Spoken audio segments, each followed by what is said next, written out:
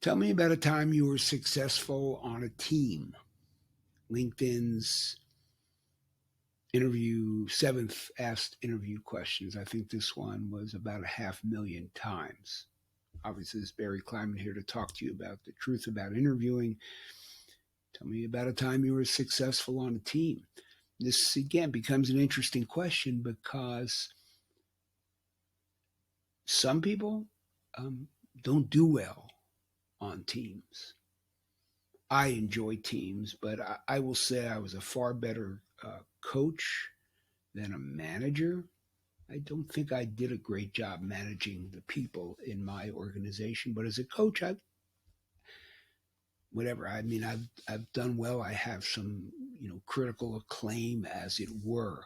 Two different things, managing and coaching. So, but some people they don't want to be on teams. That's why they choose individual sports, right? Um, Tennis players, golfers, although sometimes golfers have entourages around them, but there are those people.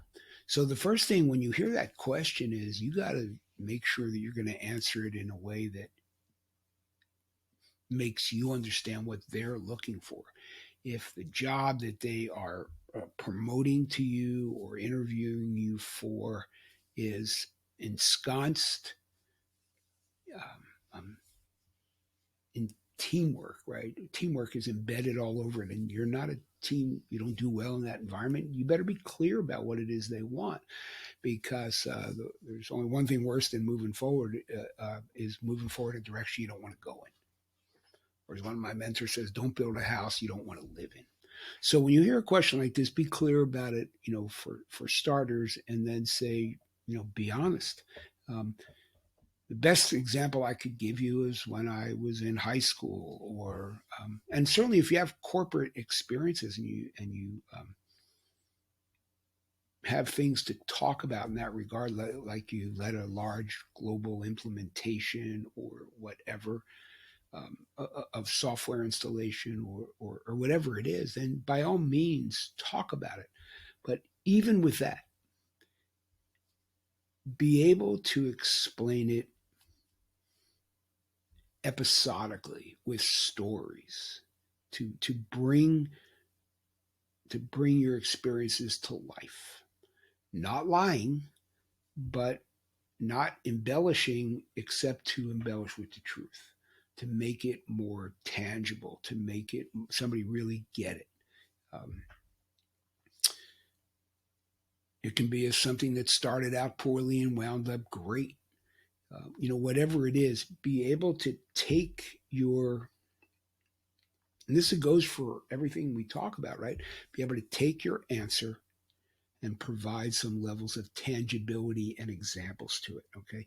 This is why one of the things I always tell people when I prepare them for interviews is go over every line item on your resume, every single one, and make sure that you could tell a story that would explain each line.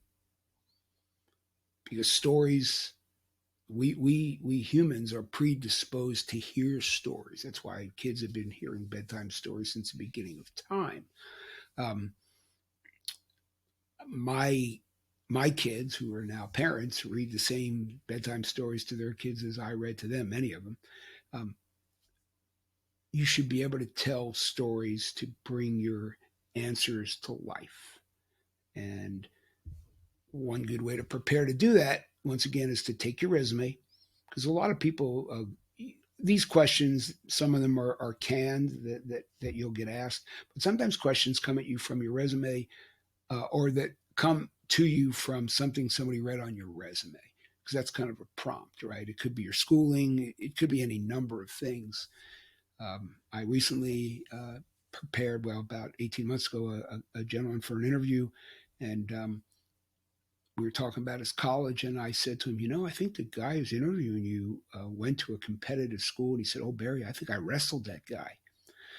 It became a great congruence. So stories matter. Okay, be able to talk about it, be able to explain what you're saying, and not just give blob answers and wind up being a blob on the other side. Okay, so I hope that helps. Talk with you soon.